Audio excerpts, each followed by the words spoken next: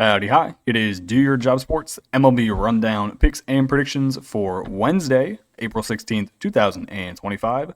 We're looking at the best bets of the day. Let's get into the video. All right, so this is the first time in a long time I've actually had a positive day. 4-3 on the day, bringing our season record to 72 and 80 overall. We did have two bets in the Angels game originally, but one of the pitchers got switched up, so the money line bet did not go through. We thought it would be Patrick Corbin. It was not Patrick Corbin. The person who actually took the mound, it was Tyler Mahle. So he was the one who actually suited up. That changed the lines a little bit. The closing lines ended. Hold on, I'm pulling it up right now. Closing line ended up being Texas minus 150. So we were not on the Angels at that price. I think they were plus maybe 125 or plus 130. But yeah, we're not on that number because Tyler Mahle a lot better than Patrick Corbin. So we go 4-3 on the day. Let me recap these games. First game, we took the Reds plus 100 on the money line. This got off to a rough start. They were down 2-0 going into the bottom of the third, thanks to a Dylan Moore solo shot and then a Dylan Moore single. But then the Reds fired completely back. Gavin Lux, Austin Hayes. Who else did damage here? Matt McClain, Ellie De La Cruz, a bunch of dudes, but mostly Austin Hayes, who had a 6 RBI day. Shout out to you, Austin Hayes, as the Reds win this game 8-4. With the over 8.5 runs in the Red Sox and the Tampa Bay Rays game, this one hits. Boston wins the game 7-4. After losing the previous game by 15 runs. They started off with at least one run in each of the first 4 innings. Bregman, Duran, Bregman again, then you had Rafaela, you had Bregman again, and then you had Bregman again. Alex Bregman had himself a day. 2 home runs, 4 ribbies, 5 for 5 at the plate. Good Lord. Then finally, you had the Guardians plus 125 on the money line. Check. And the over of 8.5 runs, check. Guardians win the game 6-3. Logan Allen pitched really, really well. 5 2/3 innings, only giving up 2 hits, striking out 6. Charlie Merton got shelled. 5 innings, 7 hits, 5 earned, more walks than strikeouts. This dude has to be DFA'd. Like, he's 41 years old, and he has a ridiculous ERA. His ERA is up to now 9.72. Why is this dude a starter? But yeah, that's it for the winners. Our losers, we had the under 8.5 runs in the Mariners and, Mariners and the Reds. This one loses. They scored 15 hits in this game. Lots of scoring. We then had the Rays minus 125 on the money line at home. They lose 7-4. Red Sox with 12 hits. Ryan Pepio got lit up. He went 6 innings, giving up 9 hits, 6 earned runs. Again, Alex Bregman had himself a day. Then with the over 8.5 runs in the Angels game, that was no good. Even though the pitchers did get switched, your over bet still stays no matter who the pitcher is. So we lose that at over 8.5. Final score, Texas 4, the Angels nada. All right, that's the recap. Let's get into the picks for tomorrow. All right, game number 1. If it ain't broke, don't fix it. I'm going to take the Guardians plus 105 on the money line and the over of 8.5 runs. Once again, we are simply running back what we did the previous day. On the mound for the Guardians, Gavin Williams, who is 1-0 with a 3.46 ERA, going up against Dan Creamer, who is 1-2 with an 8.16 ERA. Gavin Williams off to a pretty solid start this year. He's pitched 13 innings. He's struck out 14, only walked 6. His previous 2 starts were against the Angels and the White Sox. So 2 pretty good teams, minus the White Sox. He gave up 2 to the Angels, 1 to the White Sox, only 3 hits. Now, the only problem with him, he has not gone long. In his 3 starts this year, 5 innings, 3 innings, and 5 innings. The positive thing is for the Guardians, they have one of the best bullpens in baseball, and then they got a really good lineup. The Orioles, they are off to a bad start. 6-10 on the year. Their lineup is honestly not hitting that poorly. Their pitching rotation is just atrocious. They had Charlie Morton the day before, Now you get Creamer, who is 1-2 on the season, 14 innings pitched, 8.16 ERA. His main problem, walks and home runs. He has 6 walks through 14 innings, and he's given up 4 long balls. That is not ideal. Teams he's played, Toronto, Kansas City, and Arizona. 2 teams who do go yard, but he's given up 5 hits, 8 hits, and then 8 hits again. His longest outing was 5 1/3. His other 2 against Arizona and Kansas City, he only went 4. And then you got to go to Baltimore's bullpen.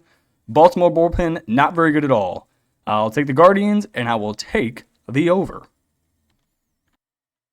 Next game we're going to run back another game, but this time we are not taking a money line bet. I'm only going with the over of 8.5 runs, Seattle and Cincinnati. On the mound for Seattle, Bryce Miller, 0-2 on the season with a 4.50 ERA, going up against Nick Martinez, who is 0-2 with a 6.06. Both teams hit the ball pretty well in game 1 of this series, 15 total hits. The Reds won 8-4. What if I told you this is only the second road series for Mariners this entire season? They did use a decent amount of their bullpen in the previous game. Luis Castillo only went 4 innings, giving up 7 hits. So they're not going to have a majority of their bullpen guys. They're going to rely on Bryce Miller to go pretty deep into this game. Bryce Miller's biggest problem, he walks way too many guys. Bryce Miller, 0-2, 16 innings pitched. He has 8 walks, 8 of them through 3 starts. The one good thing for Bryce Miller, he doesn't give up many home runs, but 2 of his starts has been at home. Mariners Park is a hard park to hit in. Going and playing at the Red Stadium, one of the best hitter-friendly parks in America, probably not going to end too well. Nick Martinez, he is not very good. 0-2, 16 innings pitched, 15 strikeouts, but his main problem, he's given up the long ball too many times. 5 home runs given up. Too many walks as well, 5 walks. This should be a decent amount of hits here. Small ballpark, 2 bad pitchers. Give me the over, 8.5 runs. Next game we're looking at, it is the Cardinals and the Astros. I'm going to take the Cardinals, minus 105 on the money line, in the under of 8.5 runs. On the mound for the Astros, it is Ronel Blanco, 1-1 on the season, 6.94 ERA. Going for the Cardinals, you got Steven Matz, 0-0 with a 2.31 ERA. Previous game happened to be 8-3 for the Cardinals winning. They really came alive with the bats. Total hits, 14. 14 hits in the game. It was all the way up and down the lineup. Nootbaar with 2. Baker with 1. Contreras with 1. Burleson with 1. Arenado with 2. Donovan with 1. Pagas with 2. Gorman with 1. It was literally everyone. I think they do that here again. Ronel Blanco on the season has not been good. 1-1, almost a 7 ERA. He hasn't been giving up hard contact, but he was giving up a lot of hits. In his starts, he's given up 4 hits, 6 hits, 7 hits, most of them earned. Then the biggest problem with Houston is the bottom half of their lineup can't hit.